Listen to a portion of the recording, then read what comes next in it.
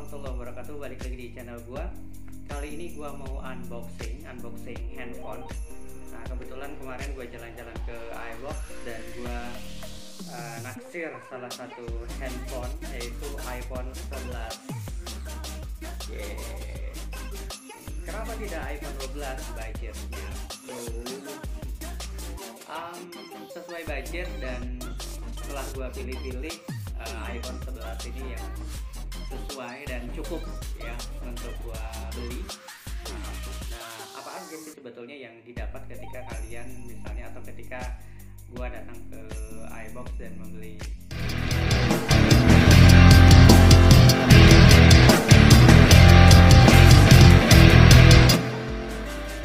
Ngomong-ngomong ya teman-teman ya, sebetulnya si marketingnya itu menawarkan gua yaitu iPhone 12 yang mini. Ya, namanya iPhone 12 mini ya. Ya, kalian bisa tanya langsung ya, pokoknya iPhone 12 tapi yang kecil. Nah, secara fitur gue tertarik banget sama iPhone tersebut, tapi secara fisik atau secara ukuran jelas gue gak suka, karena gue punya iPhone ini iPhone 6, menurut gue kok sama ya seperti ini. Makanya gue lebih tertarik ke iPhone yang 11 ini ya. Selain soal budget bro, tentunya ya menurut gue lebih sesuai lah ketika misalnya ketika kita pegang atau ketika kita genep. Langsung aja ya teman-teman, tanpa berlama-lama lagi gue unboxing ini ya. Let's see teman-teman. Kurang lebih ketika gue ke sana dan membeli iPhone 11 ini, tampilannya seperti ini. Gue diberikan tempat ya, tas kecil seperti ini ya. Ada tas seperti ini, tulisannya iBox. Oke, lokasinya di Sumarekon Serpong, di iBox Sumarekon Serpong. Nah, kebetulan gua datang itu pas habis buka puasa gitu ya, cukup ramai sekali. Dan ini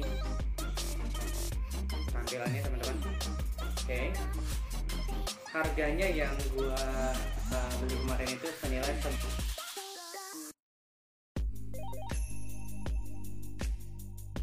kurang lebih 12 juta. Kalau menurut gue ini cukup lumayan ya, cukup lumayan dan menguras kantong gue. Oke, teman-teman, sebelumnya gue mau sedikit membahas spesifikasinya. Untuk rilisnya si iPhone 11 ini sebetulnya September 2019 ya. Ukuran layarnya 6,1 inch, Apple A3 Bionic ya, kemudian iOS 13 upgradable, kemudian RAM-nya yaitu 4 GB ya, memori internalnya ada 64, 128 GB, kemudian 256 GB, kemudian ukuran HP-nya itu 150.9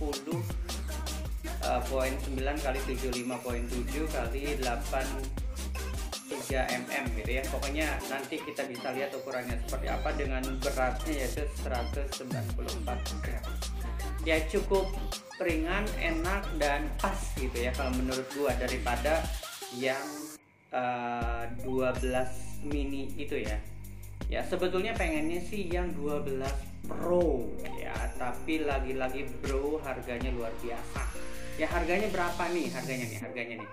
Di sini harganya ya. Harganya di deskripsinya gua tunjukin harga yang iPhone 12. Oke. Kita buka teman-teman. Tampilannya seperti ini. Ya. Kita dapat apa? Dapat apa saja? Nah, di sini kebetulan tadi gua udah buka sedikit. Nah, ini teman-teman ada ini tadinya di plastik seperti ini ya. Ini udah gua buka sedikit. Nah, ini ada garansi. Di sini ada garansi iBox-nya. Nah, yang terpenting teman-teman adalah garansi iBox-nya, karena ya itu yang terpenting menurut gua ya, karena khawatir aja lah handphone ini ada kesalahan atau rusak dan lain-lain, kita punya garansi ini. Nah, ini diberikan untuk garansinya. Ya, ini ada nomor handphone kita, kemudian email kita di sini, kemudian ada tulisan di sini kartu garansi. Oke, apa aja teman-teman, mari kita lihat ya. Nah, bentuknya seperti ini. Oke,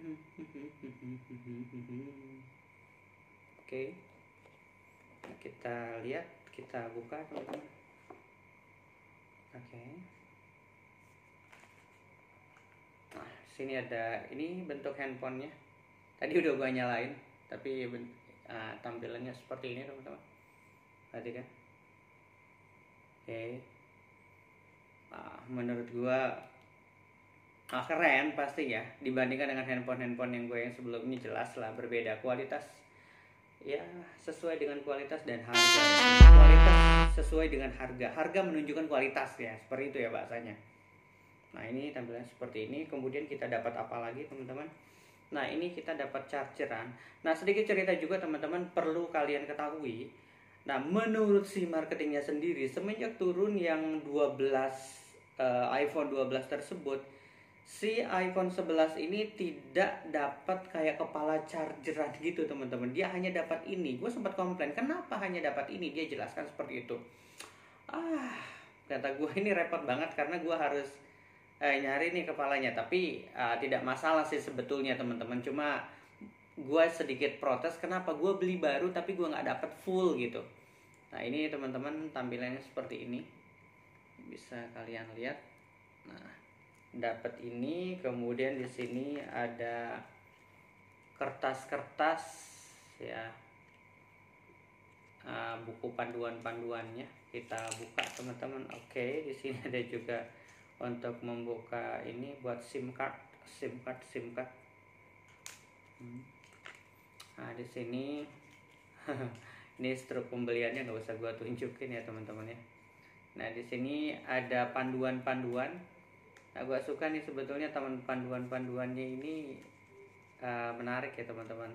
Bukan masalah panduannya, tapi penyajiannya gitu. Penyajiannya bagus. Nah kemudian ada stiker. Nah oke. Nah stiker seperti ini. Nah ini ada garansi 1 tahun. Kemudian menyalakan daya, mematikan, mengisi daya. Kemudian di sini ada ya sebelum menggunakan, semuanya ini tentang petunjuk ya, petunjuk penggunaan si handphone ini ya, si handphone iPhone 11 ini. Well menurut gue sih worth it ya, karena memang kalau kita lihat spesifikasinya di handphone ini cukup menarik. Dan perlu kalian atau teman-teman semuanya ketahui, iPhone 11 ini ada beberapa varian warna. Varian warnanya yang mana? Yang ini teman-teman, gua tunjukin varian warnanya teman-teman. Varian warnanya, dan gua kebetulan pilih yang warna putih. Oke, kita nyalakan teman-teman. Tadi udah nyala, ini gua nyalain lagi. Nah ini menyalakan. Awalnya gua cukup bingung. Kenapa? Karena tidak ada tombol yang sebelumnya kan, kalau kalian lihat handphone iPhone yang sebelumnya ada yang bulat gitu ya untuk masuk ke menu ini. Tapi kata gue agak norak juga ya. Mana ya kembalinya? Ternyata hanya diusap saja teman-teman. Oke teman-teman, tadi cukup diusap saja ya sebetulnya ke atas nih untuk menunya. Ya tadinya gue juga bingung, dan untuk kembalinya juga cukup diusap dari bawah atau ke pinggir, kemudian backnya. Nah ini tampilannya. Kayak gue belum membahas begitu detail di dalamnya, tapi gue akan memberikan sedikit informasi yang teman-teman tentunya informasi ini bisa kalian temui atau bisa kalian dapatkan baik di internet atau misalnya langsung datang ke iBox ya. Ya sebelum membeli handphone tentunya teman-teman semua harus melihat sedikit review singkatnya. Ya sama halnya seperti gue ketika melakukan pembelian, sebelum membeli ini tentunya gue sudah melihat review-review sedikit ya, yang mana yang perlu gue perhatikan yaitu yang pertama budget gue, yang selanjutnya dengan budget gue yang menurut gue ini lumayan cukup sekalipun tidak nyampe yang 12 iPhone 12 tadi, tapi gue harus dapat yang memang oke gitu ya, dengan harga yang cukup besar tadi.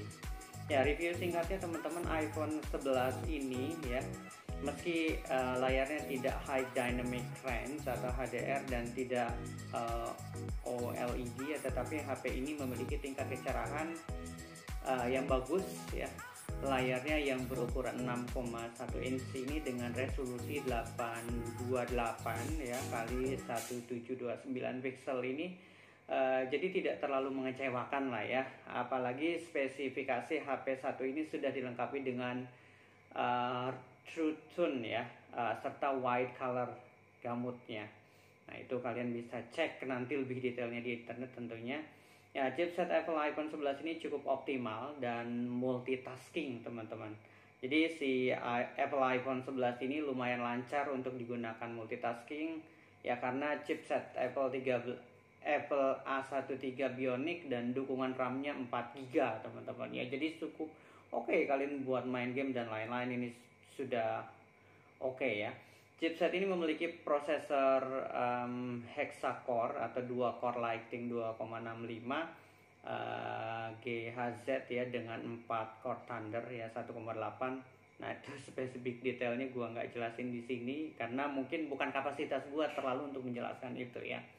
Ya tapi dari segi grafisnya, jadi HP ini sudah disematkan Apple GPU dengan 4 core grafik ya.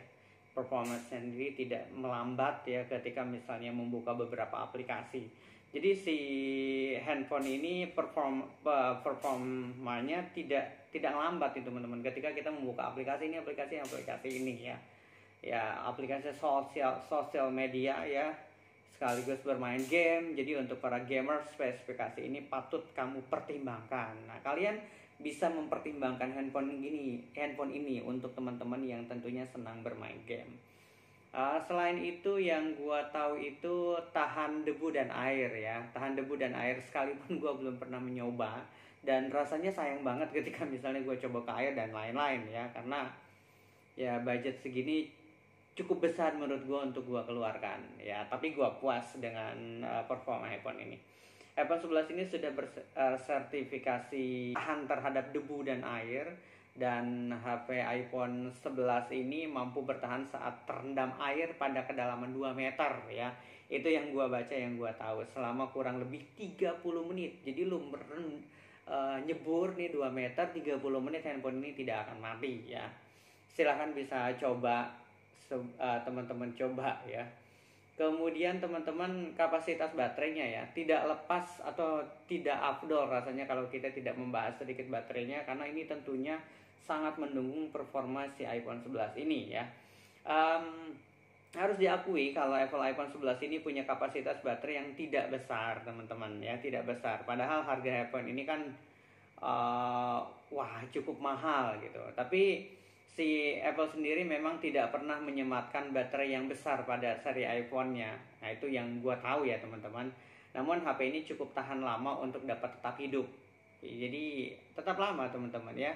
Selama kurang lebih 15-18 jam lah ya pada penggunaan normal, itu masih bisa.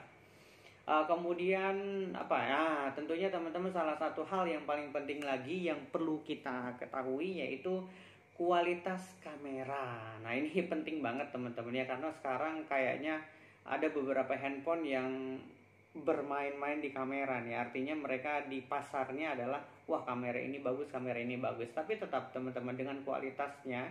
Selain kualitas yang lainnya, iPhone juga menaikkan pasar di kamera ini sendiri. Yaitu analisa gua ya teman-teman. Ini disclaimer nih, ini analisa gua. Salah satu alasan banyak orang mengincar iPhone 11 ini adalah kualitas kameranya yang bagus teman-teman, terutama untuk foto, kemudian dengan yang angle wide ya, foto dengan angle wide ya. iPhone 11 ini sendiri dibekali kamera belakang ganda ya, dengan resolusi kedua kamera 12 megapiksel ya, dan kamera depan 12 megapiksel, sehingga si spesifikasi dari segi kamera HP ini